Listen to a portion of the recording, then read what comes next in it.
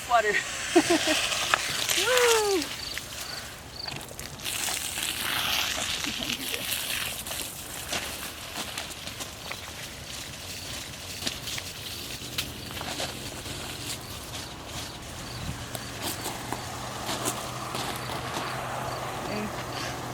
Unsengi tamu ne huahiwa povi ne hapo owingemu na vitoa keamu. My name is Beata Sosi Peña. I'm from Santa Clara Pueblo in New Mexico. I'm here at the Española Healing Foods Oasis demonstration garden in Valdez Park in Española. It's a project of Tewa Women United and the city of Española. Also collaboration with the Española Public Library, now that we've made a Healing Foods seed library over there. I work with the Environmental Health and Justice Program as part of Tewa Women United. And we have 4 different program areas. The Indigenous Women's Health Program, which is our community doulas and birth workers, parenting classes, childbirth education. We also have the Women's Leadership and Economic Freedom Program, which is doing a lot of youth leadership work and developed a sex ed curriculum for Native youth that they're implementing in the schools. We also have our Sayaing Circle of Grandmothers, which is a lot of our founding mothers of Tewa Women United back 35 years ago. That started as a direct response to the culture of violence that we were seeing in our Pueblo communities and as a support group. And now they play a big role in holding the Tewa values in the work we do and that intergenerational support and guidance as we go about this hard work of working on systemic issues and building beloved community. So we really love our Sayaing. And then we also have Men and Boys Project that's working on addressing healthy masculinity in the communities.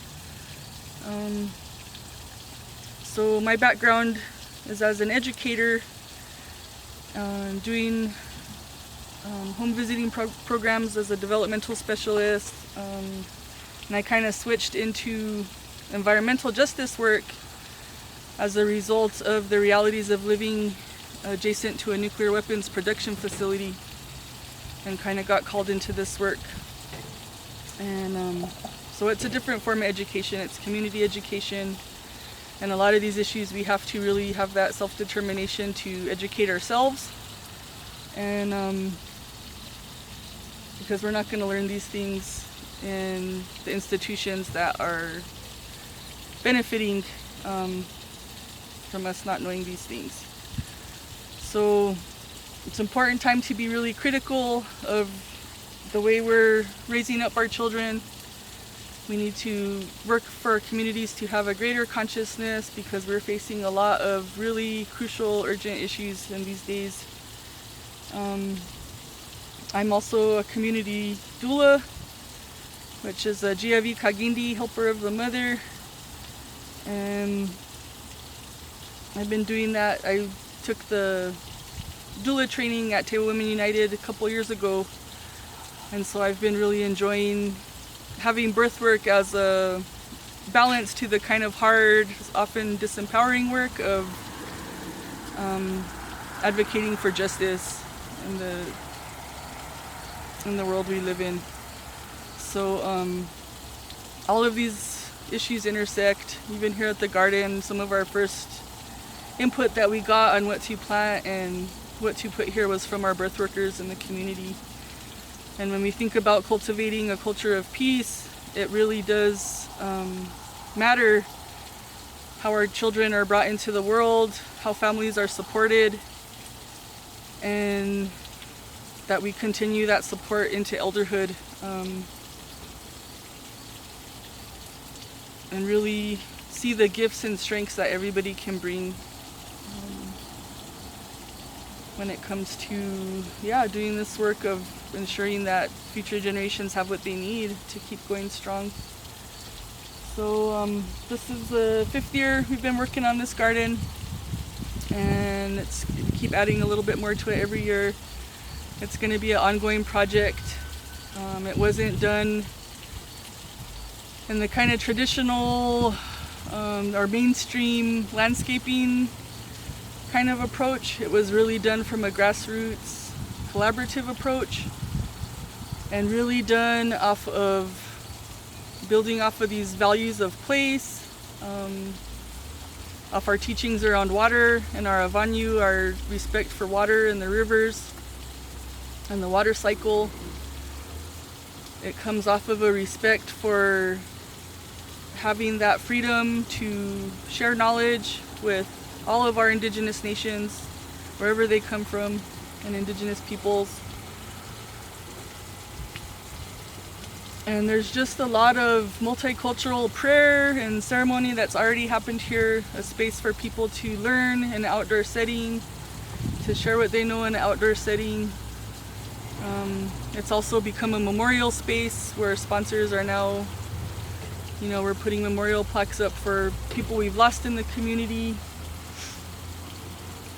All of the plaques here have a story that are in the garden, so there's a lot going on here all the time. And this year's a little different because we haven't been able to have the community groups come because of COVID. So we have, our 3 workers here, Frere and Maya and Kateri, and a couple of volunteers that have been coming. And so we're really grateful for that ongoing support. People are welcome to come and work if you're knowledgeable of what to pull out and what not to pull out. Otherwise, we're usually here Monday, Wednesdays, and Friday mornings. We're always looking for heirloom seed donations for the seed library. We're looking for monetary donations just for upkeep and maintenance. And yeah, just feel free. This is community space, and we hope people come and utilize it. And the main goal is to reconnect with our plant elders and relatives and what they have to offer us in regards to medicine, making our bodies strong, helping us to heal from illness. There's a lot of really powerful beings here that are just waiting to get to know you better. So just want to encourage everyone to stop by if you're passing through Española. It's located, if you park in Lucero Center parking lot, you can find it pretty easy. It's just in Valdez Park next door. So just wanted to tell you a little bit about my background and how I got into this work. Another thing was that I also got certified in Indigenous Sustainable Design through Traditional Native American Farmers Association about 9 years ago. And that's really what helped me to see the world in a different way, and how to just have a different lens in looking at working with land and utilizing resources in a way that's respectful and not so destructive of natural systems. And it's Indigenous Sustainable Design is also known as permaculture, but we have to give credit where it's due, So thanks.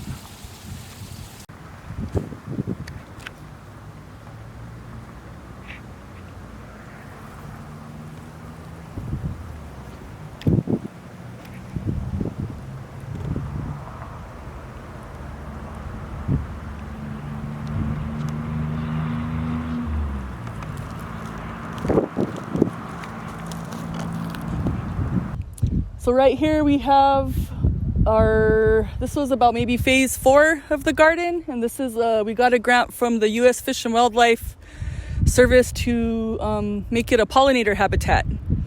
So all through here we have about 25 fruit trees or beneficial trees or native trees, interspersed with pollinator plants, which are wildflowers. We also created these bancos as a way to catch further rainwater runoff. There wasn't much seating in this park, so we wanted to create extra seating. I guess the ideas around thinking about creating a pollinator habitat is that you want things that are in bloom all season long. So things that bloom early in spring, bloom through the summer, things that bloom late in fall, early winter, so that the pollinators all have that source of food throughout the year. Simple sources of water, and also the different spectrum of colors. So you want all the full spectrum of colors because different pollinators are attracted to different colors, and they see things really differently than humans do. So that's what's going on with this whole stretch all the way through the end is lots of wildflowers, and we just saw like some hummingbirds, and they'll be all over the garden. But through here is mostly fruit trees and different wildflowers, some herbs.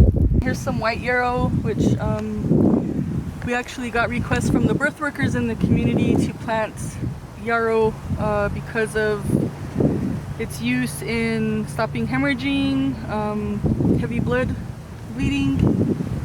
It's good in fever reducing, all kinds of different uses. And you know, feel free to chime in with the chat or whatever if you guys want to contribute your knowledge of this plant. We won't go into too much detail other than to say that, you know, when we just to start going into our community guidelines for harvesting, is that we always tell the plants thank you for their medicine, tell them what we're going to use them for before we pick them, and just ask permission. Again, we want to switch from culture of violence to culture of peace, and that also means fostering consent whenever possible, even with non-human relations. And yeah, and only picking what you need for yourself, your family, or any elders you're helping to take care of for that season. We also don't pull out the roots of the plant unless you're specifically, maybe I would go to more, unless you specifically need that root for that purpose. But for this site, because it's still getting established, we're asking people not to harvest the roots just yet of things until they spread more. Behind you, you could kind of get that red trumpet flower. Hummingbirds really love that one.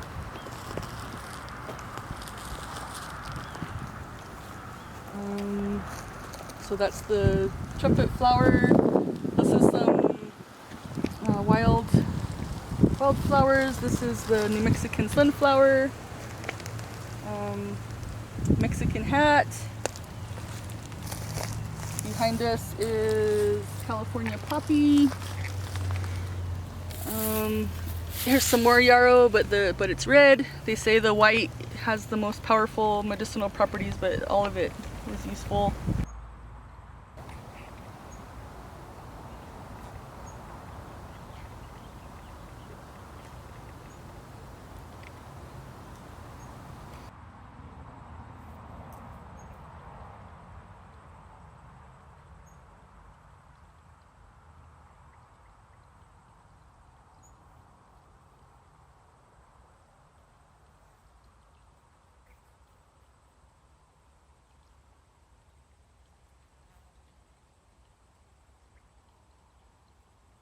So this is another feature in the garden. It's a spiral garden, and again it's built off a water flow that comes down this slope where this cottonwood. It's another drainage point for rainwater that comes down right into this opening of the spiral. And what's really cool about this garden was that it was in collaboration with an artist called Bel Frayeros. And she made some rain oyas, they're called. So rain vessels. It's another example of harvesting rainwater through the use of unglazed clay pots that you put in your garden. It catches the rainwater, and then that water percolates slowly through the garden. So I don't know if you can get up close. I can see, and they go pretty deep. And she actually used words from Nora Naranjo Morris around the top of the vessel. So these are throughout this garden.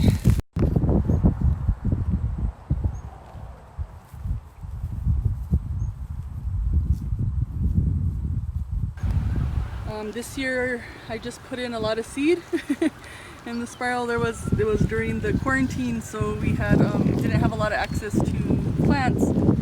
So some of this stuff came back from last year, and some of it I put seed in and it came up. So this spiral is new. We just did it this spring. For those of you who've helped with the rock work on the site in the past, you know that this was the site of what we jokingly called the never-ending rock pile, because all the rocks on the slope were put up there by hand or lines of people passing rock up one by one. And we finally got around to digging out the remainder of the rock and turning it into another spiral bed. So that's kind of the nice entrance, having the two spirals coming in, the two cottonwoods. And then again, it's coming off a slope. So, you know, when you're doing a spiral garden, ideally, and sorry about the wind right now, you want this lower wall to be level with the highest point. So it could be a little higher, but we can, you know, if we ever decide we want to mess with more rock again, we could bring some in. But just to keep that in mind, if it's not on a level surface, that your lowermost wall needs to be as high as the tallest point of the water runoff, if you really want to get that catchment. Everything in this garden is also on a drip system. So just while the plants are babies and getting established,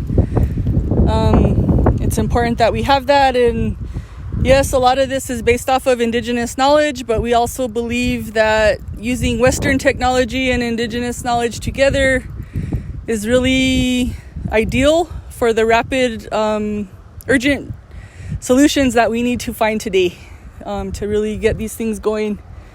So the drip system in this garden is our utilization of Western knowledge.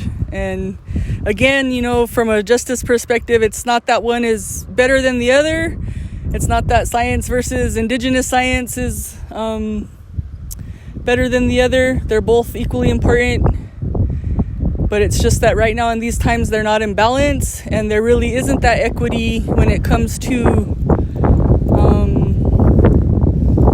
indigenous knowledge being given equal validity.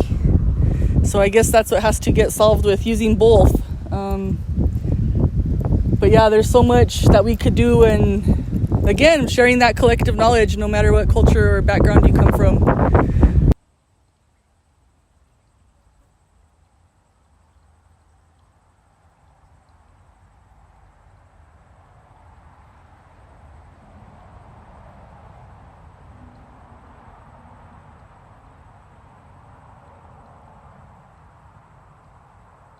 So we're starting to move up onto the slope.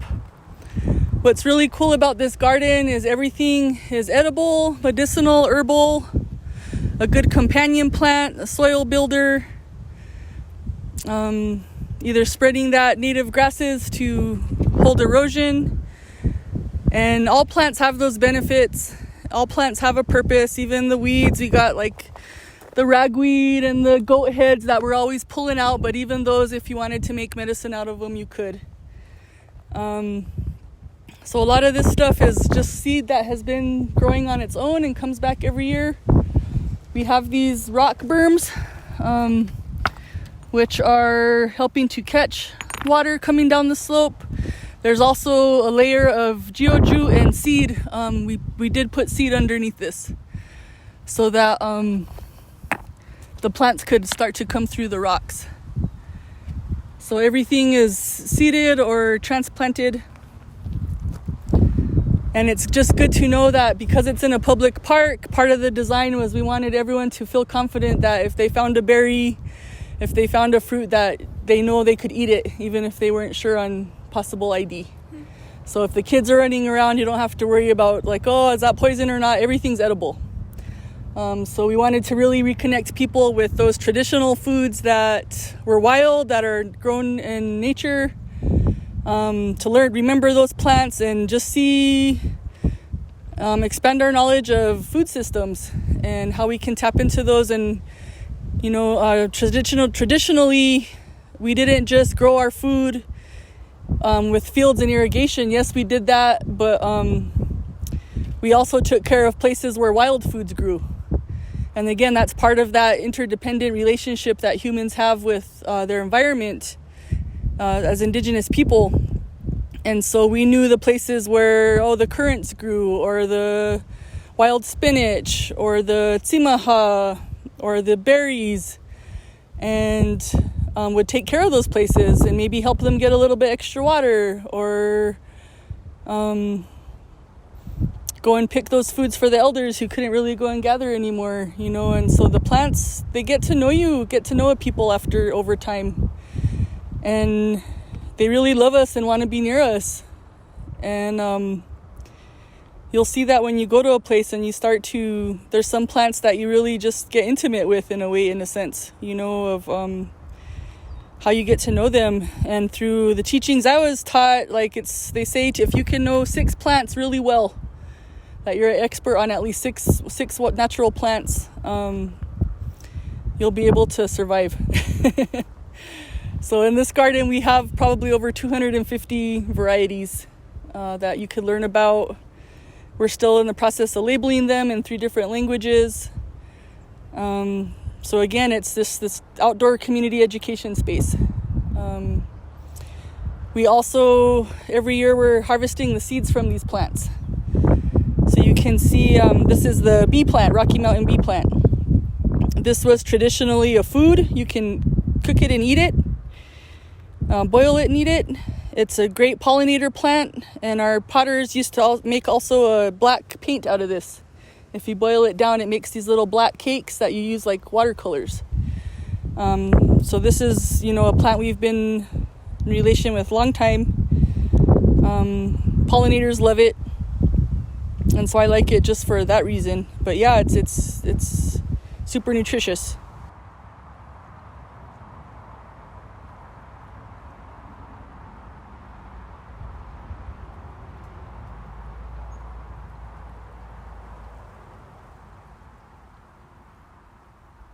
So up on top there is some wolfberries. Also heard them called Goji Berries of similar variety. Those are a traditional berry that are really ready to pick right now. There's also the piñons, which is a traditional food. You can make dye out of it. All of the plants on this slope were in honor of fiber arts. The levels are kind of for the different color dyes. So down on the bottom is like the blues, the grays. Up here is like maybe yellow oranges, maybe some reds up top with the cactus flower. Just a note on design also, we didn't make any straight up and down staircases because we wanted people to purposely kind of have to meander through the garden and have to look at all the plants. A lot of times we look for that fastest point from point A to point B, but that's also the least informative. Like sometimes the most knowledge you have to kind of work for a little bit. And just to shout out our landscape architect, Christy Green of Radical in Santa Fe, who was instrumental in this design, and who we work very closely with still to this day at this garden. So we're at the top of the slope.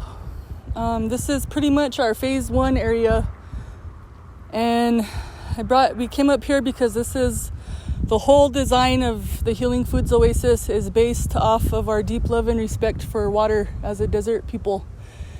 And if you go to any ancient gardens in any of these mountaintops and any of these indigenous communities, guarantee you they still have ancient gardens that are still working and harvesting rainwater to this day.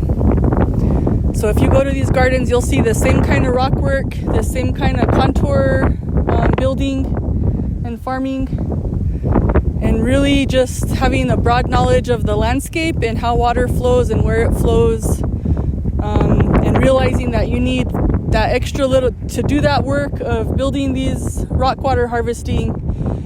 It makes it so that our ancestors were able to have just that extra little bit of water down in the valleys, which is what was needed to feed thousands of people, back then. And again, it was probably tedious community work of baskets of dirt, passing up baskets of rocks. We literally would have lines of 50 people passing up one rock at a time to put a lot of these stones up on place. And that's the same way that I'm sure it was done back then. So up here is the back parking lot behind Española City Hall. And this is what we would call an urban watershed, because all of the rainwater that hits that parking lot then drains. This is the main drainage point off the parking lot onto the garden. And so before we built this garden, the city was having to come in every year with heavy machinery to repair the erosion damage from the rainwater running off this slope, which was just a straight, steep slope at the time. We hadn't done the swales yet. The terracing wasn't done. So when we're working on this garden, there was actually like a 6-7 foot trench right here with like caution tape around it, because the rainwater had done so much damage. And then with the way they were solving it with machinery was to go through the length of the slope, scrape off all of the vegetation to fill in the trench every year. So this was a really poor, abused slope that where the plants were not able to flourish and do their work of erosion control on this landscape. So now we're harvesting that rainwater to grow an edible garden, edible medicinal garden. We solved the city's problems of having to fix erosion damage every year. And it's indigenous technology of dryland farming, where all the water that comes down is filtered off into this top swale. And the swales are built on contour, which is where if you see those contour maps with all the little lines, those are where the land is level. And so you can find contour on a slope by using an A-frame or a laser level. And it's really simple technology. And what you do is you mark those areas where the land is level, you dig a swale, which is the trench, and pile what you dig out next to it, which is the berm.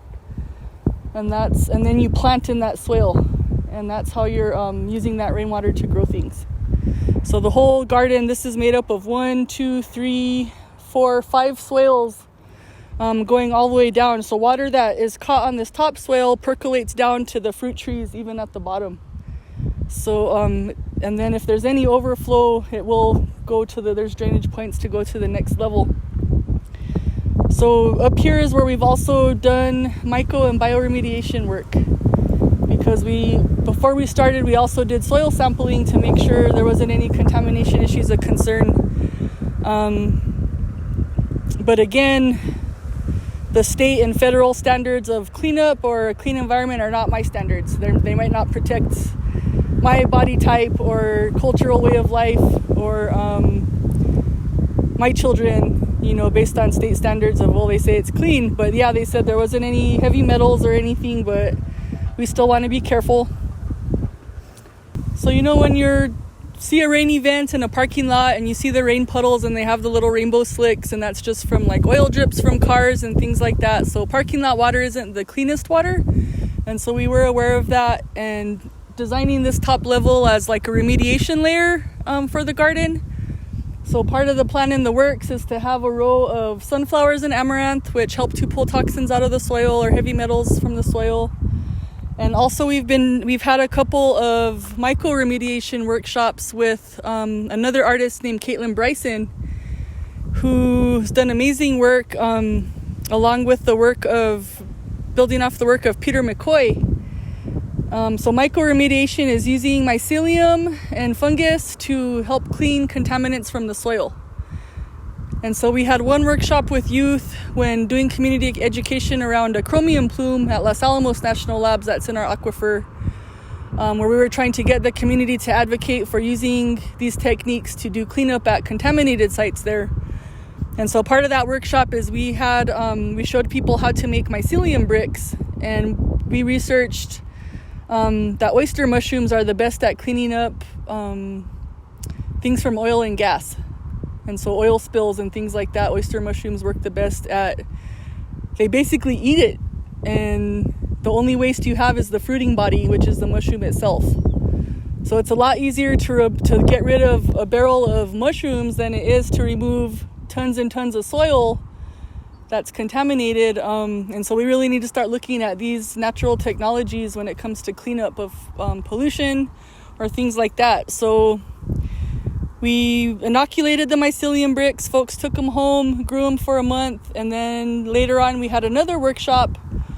We were talking about the water issues, and then we came up on this slope and buried the mycelium bricks in the swale. So again, thinking about these systems and that go on underneath the soil and above ground, it really pushes back on the whole kind of Darwinian theory of evolution, of that survival of the fittest narrative, which I don't necessarily agree with. It seems to support hierarchy and dominance and kind of a lot of harmful things that we're dealing with today. And so looking at the lessons from mycelium networks, it really shows that the most sustainable systems are actually cooperative and collaborative in nature. So one of our elders at Table Women United, Kathy Sanchez, she does a presentation called the Two World Harmony Butterfly Model. And it's, talking a lot about multiculturalism and, even though we live on one world and face a lot of the same issues, there's a lot of different strengths from the different cultures. So not all of Western science and technology is destructive. And so, the things around agriculture and farming, so this is just I just wanted to show your drip system because that's how we're using Western technology, which actually has its roots way far back too in indigenous technology, so I don't know how accurate that is. But the whole garden is set up on this just because everything we planted was so small, little 5-gallon buckets. This will eventually get phased out once everything gets established, but it was really important when things were still babies to have this system going, and even during our hot months, in combination with the rainwater, that we do have this as a backup. So yeah, there's 6 different zones for watering throughout the garden, so it's all on drip also.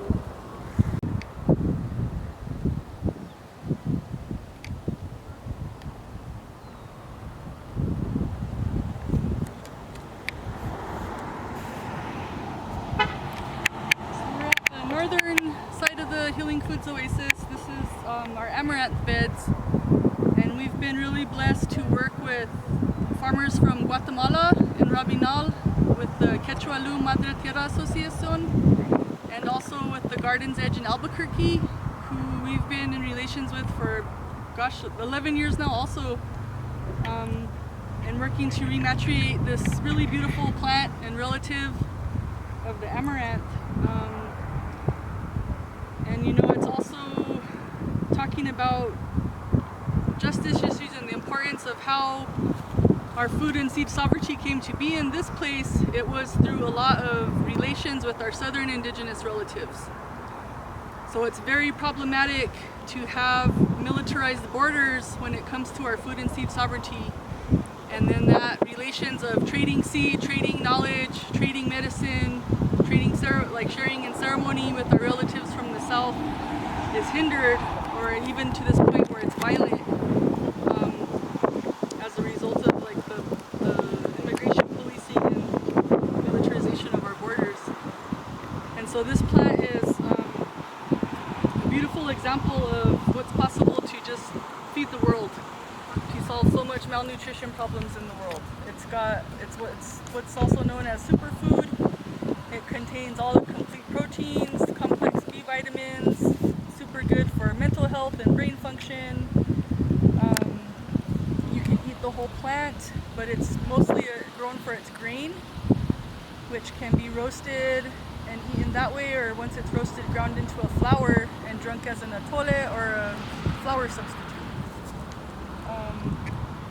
So this is being used in a lot of maternal infant health programs, where children in Guatemala are having malnutrition or nutrient deficiency issues, and I think everybody's suffering from nutrient deficiency on some level, because a lot of the food that we're growing doesn't contain the nutrients because of monoagriculture or lots of different reasons, with big farming. So this plant has so much potential that we all need to be cultivating on a larger scale and really eating. It's interesting effect that if you are deficient, sometimes when you first eat this plant or the atole, you might get like really fatigued, and that's just because your body's not used to having nutrition or like vitamins. And so if you eat this plant and you get like really tired, it's probably because you needed it. But we've been doing workshops with this plant, how to plant it, how to grow it, how to harvest it and cook with it. We've been doing that every year here at the garden. And it's one of our well-attended, like really beautiful workshops that's close to my heart, is working with this plant. It's one of my favorite plants to work with, if I had to name one.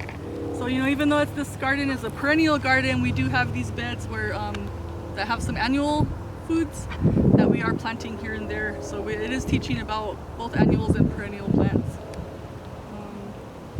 And then again, when you're growing annuals, it's always good to have those perennial things. If you're going to be using that water, might as well grow things that are going to come back on their own anyway. So like we have the amaranth, but in the middle we have the wild plums. So, you know, it's just like, well, if you're going to be using water in an area, be growing those things that are going to be there for the long term, just as a way to conserve water and utilize it to its fullest.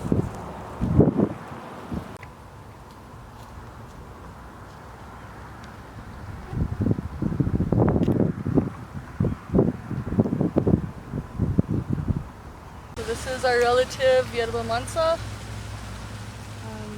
Usually grows in wetland areas. Very good anti-inflammatory plant, antibacterial. It's kind of good, one of those good for everything plants that if you could like chew on one of these leaves every day, it would prevent a lot of things. So I like to suck on these leaves. And we're here kind of in the middle of the garden. And this is where some of the fruit trees are. This is the other end of the pollinator habitat. You can see we're doing some work with mulching.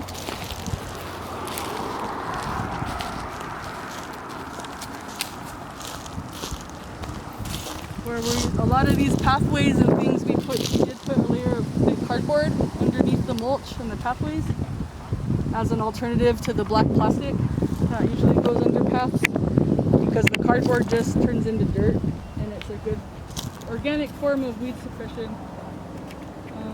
And so this is the area we want to fix up and beautify because it has that old headgate for the acequia that used to flood this part, so they would flood irrigate the park. And now that acequia runs under this kind of rice grass soil right here and then comes out the other side. But really honor our relations with land-based people and acequia communities. And then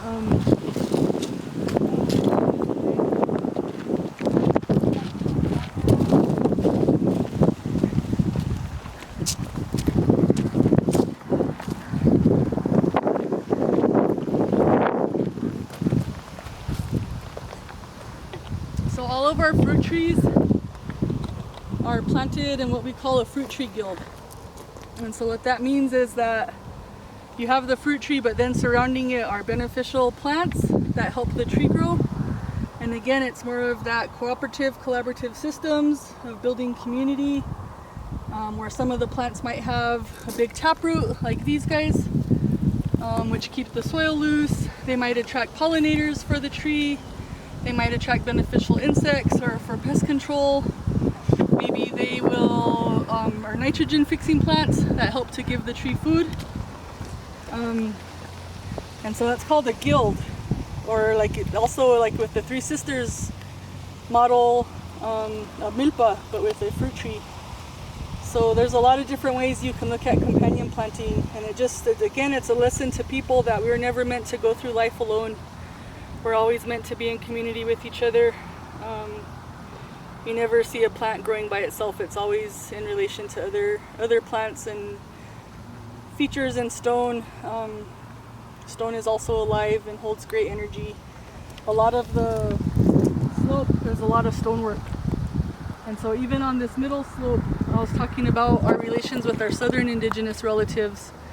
And so on this side we have the avanyu, which is our water serpent, that's in stone going this way from the north, and then coming from the south is the feathered serpent, which is another iteration of the Avanyu. And that represents southern and northern indigenous peoples coming together to share knowledge the way we always have since time immemorial, and the importance of preserving that for the benefit of everyone, again, because we hold so much, and it's important that we have open communication and open borders, open right to travel, and the freedom to travel, because that's part of our sustainability in this place, is the ability to do that. So a lot of symbology, even just in the slope. Anywhere you see rock work, it's solar power, it's holding energy, it's helping another way of conserving water, because moisture gets harvested through the air from stone. So that's another important dryland technique, where you could even do pebble mulching or building these kind of rock berms or rock towers as a way to harvest extra moisture.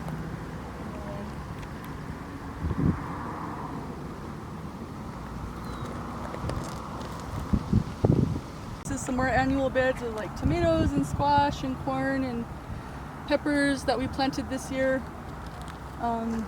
This is a work in progress, which is kind of a public seating area / auditorium, where, again, for thinking of this space as an outdoor educational space where you could have gatherings, presentations under the shade pergola, which has some beautiful grapes growing underneath it, and those are actually the only seedless plant in the whole garden. And we picked a seedless variety because it was right next to the children's playground, the young children's playground, and we wanted them to not have to worry about little seeds if they started picking those grapes. You know, thinking about dryland farming, food and seed sovereignty, it's really important that, you know, we did talk about water conservation and water harvesting as a response to climate change adaptation. But also it's really important that we're growing out our seeds and our plants in that changing climate on an annual basis, so that there too are also adapting to the changing environment. You know, we're getting a lot of hotter temperatures in the summer, drier periods, or even periods of extreme rainfall. So a lot of the farmers are seeing these changes, and seeds are really crucial to our genetic memory that we share with them, and that how they remember weather patterns, different kinds of environmental factors that happen through the season, that all get stored in their memory. And so in that regard, seeds are relatives in that they've always shared these experiences, good and hard, along with the people of this place. So all the plants in this garden, you can also find the seeds at the Española Healing Food Seed Library, which is right next door at the Española Public Library. And it started out with just kind of seed banking at the Table Women United office, and we would, in exchange for farmers donating some of their heirloom seeds, we would work in their fields. And we did that for a couple of years until we accumulated a little bit of seeds from this area. And then now that's grown into the seed library, which opened up in March of 2020, before all this hit. And so part of this garden is also like harvesting seed at the end of the year, so that it could, any plants that you find here, you can find seed for it at the library, as well as other vegetables, other crops that farmers in the region are donating to the library as well. And all that means is that people can check out seeds the way they check out books. So they can borrow, I think, up to 10 packets a season, and hopefully with the agreement that they bring back either as much or more as they borrowed, to just keep replenishing that seed, but really encouraging people to grow out that seed every year and learn how to save seed. That is a response to the genetic engineering concerns that we have and cross-pollination of our crops, that we're teaching the community about the importance of our heirloom seeds, and that because only our seeds are going to be the strongest and most suited to this region that we're in. And so it's really It can be really harmful when we're bringing in seeds from other places, GMO seeds that can contaminate our heirloom seeds, or that maybe even aren't suited to this region and aren't going to do that good. And so if we do get hit with extreme drought, it's more likely that our crops that are adapted to this climate are going to make it and actually produce some seed for the following year. So there's a big movement right now and resurgence of people planting their gardens and doing their backyard gardens, and I think that's really, really important in these times, especially in this time of pandemic, that, you know, we might be facing food shortages, and we've already seen that a little bit. So the more people can reconnect with those agricultural traditions, you know, and it's also a response to the environmental concerns we have with being indigenous land-based people. It also sets us up for a lot of increased exposure to toxicity just because of our culture. So we fish, we hunt, we harvest the wild natural foods, the plant medicines, rainwater, we harvest clay for our potteries, which we eat off of. And so if we have being that we live next to nuclear facilities, a lot of these impacts, it's kind of a double-edged thing, because on one hand, the way that we're going to combat these things with our own bodies is to make sure we're as healthy as possible, that we're eating our traditional foods, that we're outdoors, that's what's gonna make us healthy and strong, and getting that good nutrition. And then on the other hand, it sets us up for possible illness as a result of chronic exposure to these contaminants over long periods of time. So it's cumulative and multiple exposure impacts. So not just to maybe radionuclides, but also like chemicals or things like that we're getting from a lot of different sources. So we really advocate for what's the preventative things we can do to make our immune system strong, to make our spirit strong, mental health strong, and it really is working with these plants and our seeds. And despite all of the years of colonial violence that our people have gone through, these 3 waves of colonialism here in New Mexico, first with Spain, then with Mexico, and now with the United States,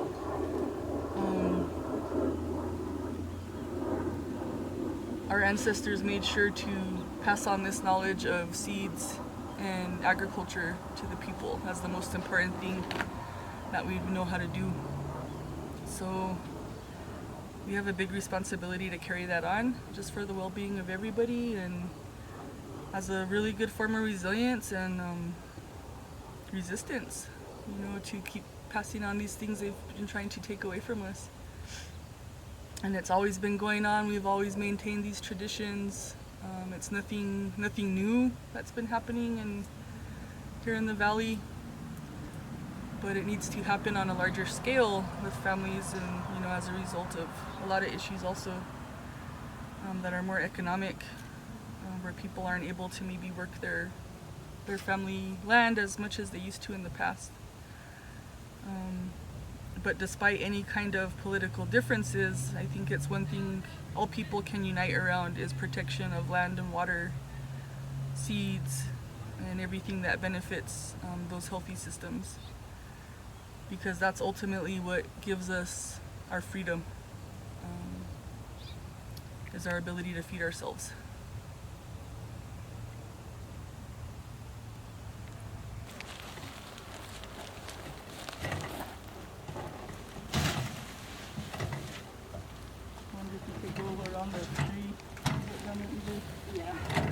Definitely not going back there.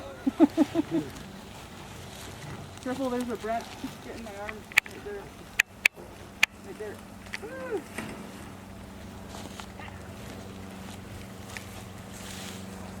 Okay, so doing some mulching today. We just connected the drip And another dry land technique is really heavy mulching.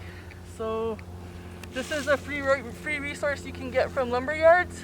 They usually give it away. And it's just wood mulch.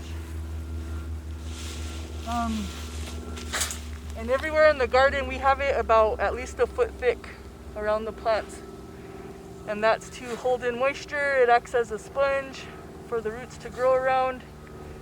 And just, yeah, these desert conditions, it's really crucial that you do heavy mulching if you want the plants to not have to have so much water to make it.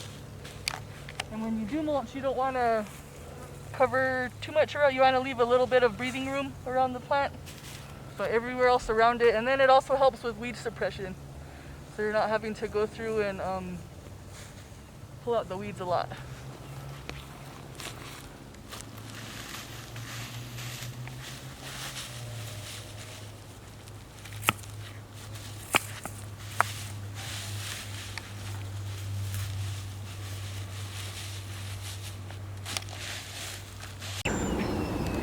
Hi, good morning. My name is Frere Marie, and I use they, them pronouns. And I'm an employee here at the Healing Foods Oasis in Española. And this is my second year. Oh my gosh, there goes a hawk carrying a dead bird. Ooh, all the way out. Awesome. Yeah, so this is my second year working at the garden, and as an employee of the garden, you know, I believe in plant relationships. I believe in more than human kinship and all these things, and also am navigating this garden space as a guest on Tewa land. I'm born and raised in New Mexico, grew up partially in Santa Fe and partially in Española. But I'm not ancestrally from here, and so a lot of the things that I think about in terms of interacting with this space is what does it mean to be a guest and to try and be in a kinship relationship with land, which is something that for myself as a queer and trans individual, oftentimes, you know, the social reality is challenging, but the relationship with place and the relationship with land is oftentimes one's best ally, and then also what it means to interact at this time and place where I think there's a lot of consumption of land-based knowledge. There's a lot of consumption that is out of relationship with place by a lot of different people, and that being part of you know, patriarchy, white supremacy, and capitalism. But in particular for me, based on my intersections of identity, to kind of like think about those things deeply and show up. And I think that I had sort of like my own personal transition in my life where I was like, if I'm going to use my physical labor and I'm going to use these different kinds of things, I want it to be one, in service of in particularly the indigenous women in my life who are doing things that are based in community well-being, but also, and these are big buzzwords, and I also don't want to use them flippantly too, because it's easy to like talk big, but also like life is complicated. But this idea of reciprocity and good relation, and so that looks a lot of different ways. I think that there are consent-based practices. There are ways of like, you know, being ready to have difficult conversations. There's resource sharing, and I think that a lot of people who are guests in places have to be conscious of needing to be in an active relationship of even reparations with the histories of colonialism, and that also that there's no clear formula, right? I think there's a unruliness to life, and that's also like part of even looking at systems-based agriculture and things like that, is that there's all these beautiful networks of relation and being, but there's also an aspect of unruliness that has to do with agency and has to do with like the complexities of interpersonal relationships. And I think that we can approach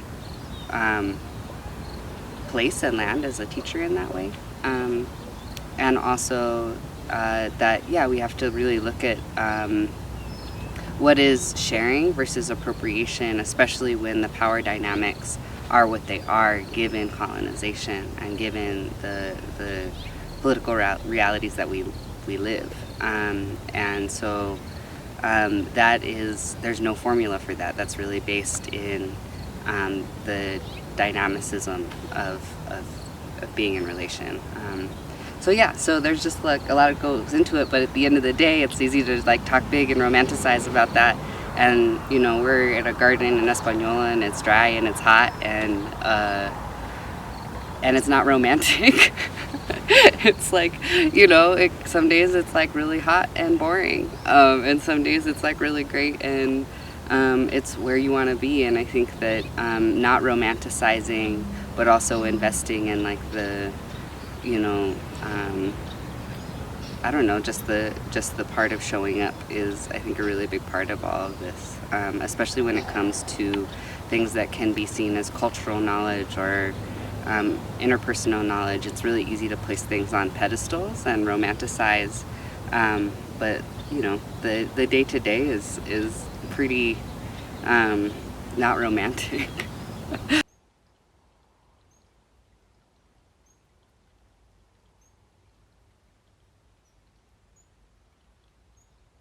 My name's Kateri Pena.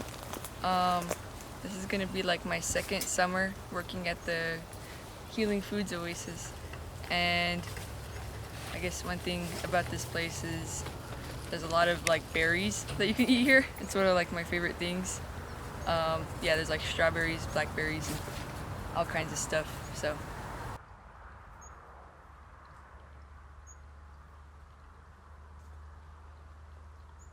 We need to make sure that Indigenous communities are healthy and whole and restored before we ask too much to share this knowledge with the outside world. Because there is, I guess to quote Dr. Greg Cajete, who is a scholar from my pueblo, Santa Clara, who talks about Indigenous peoples as an indicator species of their environment. And if you look at the health of any Indigenous community, you can usually gauge the health of the environment surrounding that community.